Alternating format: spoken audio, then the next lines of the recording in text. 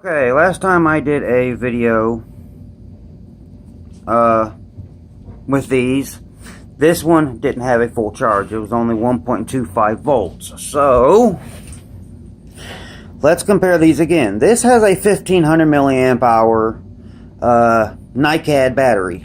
If I pull it off, you can actually see right there is the positive connector and the outside is the negative, and if you look at the battery, here's the positive and here's the negative.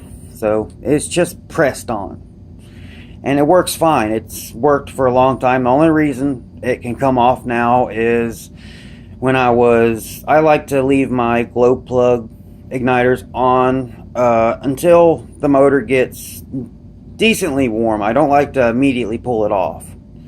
So here's the big difference. This has a 1500 milliamp hour single cell NiCad battery. A NiCad battery is going to be about 1.5, 1.8 volts. This has a single cell LiPo battery. That's going to be 4.2 volts completely charged. There's a voltage regulator that drops it down to 1.5 volts. I actually have the packaging right here. You can actually look. High technology regulator. Output voltage is 1.5 volts. Switching power transfer. Low heat dissipation. LE indicator and 2.5 millimeter DC jack. Charge hole. Includes LiPo 1S 1200 milliamp hour battery. That's inside here. Convenient, economical, pocket-sized starting system. I'm reading this upside down, so enough power for a full day's flying, racing. Fits all glow plugs, including new 4-cycle plugs. Also on the front, you can actually see the sticker. New and improved for operation with cold glow plugs. If you don't know what a cold glow plug is, the coil inside actually glows at a cooler temperature. So, here's a comparison. This is the Hot Shot 2, fully charged. I have not used it a single time since I pulled it off the charger. 1.8 volts. It gets it hot, but you saw it took a second. Takes a second for it to get it hot. But with LiPos, we all know that LiPos can put out amperage current a lot more effectively. So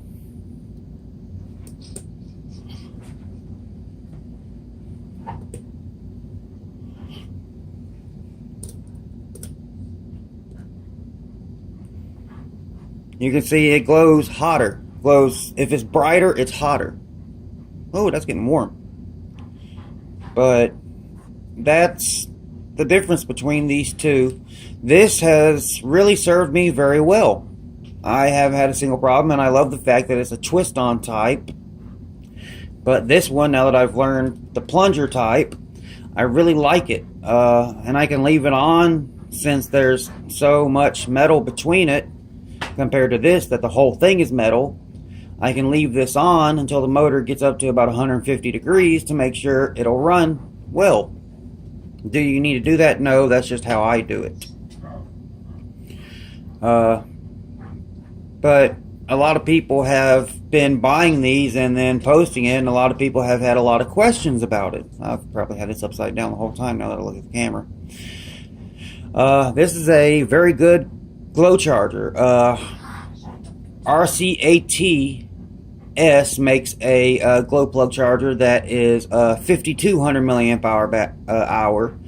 Also, when you have it plugged in, the entire plunger is there's a wire that comes out, and the entire plunger is a separate piece. You can actually somewhat tune your motor using it, because if it's in the red, I think it means you're lean. If it's in the yellow, it means you're rich. You can actually tune the motor, especially the idle, by just watching how much power it's having to send to the glow plug to keep it at a certain temperature. And because if it's rich, it's going to want to cool down the glow plug. If it's lean, the glow plug's going to get too hot. Honestly, is it worth $126? If you're a good tuner, no. This thing right here is great, and this one is actually one piece. The Rcats is bigger. It's like this big. It's about the size of this entire thing. It's wider. And then you have the entire glow plug assembly, the entire plunger assembly that's completely different. They also have a twist-on type that's like this. If you're new to nitro, it will really help you learn by ear instead of using a temperature gauge, because yes, tuning by temp does work, but it's better to listen to the motor and give it what it's asking for. If you listen to the motor, it will always tell you. But here's the back. You have this light right here. It doesn't tell you if the glow plug is good or not. All it does is tell you if it's green, you have plenty of voltage. Once it gets into the red, you might want to charge it. And that's why I have this, and I always keep it fully charged. When this may die, I can use this. It'll last me an entire day, maybe even 2, and it only takes about 30 minutes to charge. A full charge on this took me 30 minutes at 1.5 amps. So this is a really good glow driver, glow igniter, whatever you want to call it. I'll put a link where you can buy it through Amazon. If you're a Amazon Prime member, it's on with tax. It's $25.10. So far, from all the glow plug igniters I've come across, this is my favorite. I've used other people's that use like the C-cell batteries and crap like that. Yeah, that C-cell battery is going to last for a day. Then you're going to have to either buy a new one or charge up. I don't use any batteries that are not rechargeable in my RCs, because everything RC, it becomes a investment.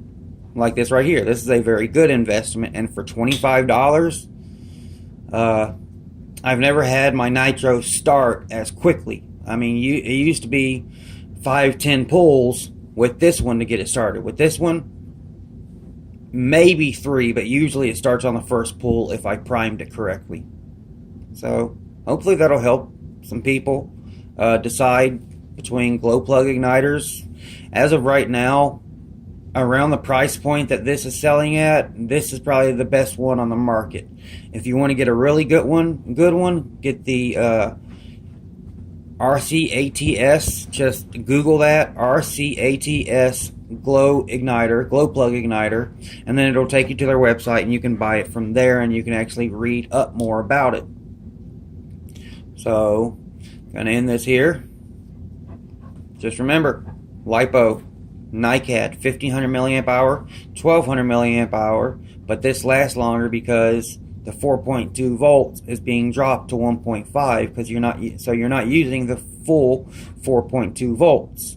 Eventually it'll go down to less than 4.2 volts because 4.2 is completely charged. 3.7 is a storage charge, and 3.2 volts is about the lowest you're ever going to want to take it. I've dropped lipos down to 3 volts per cell, but I really don't like to.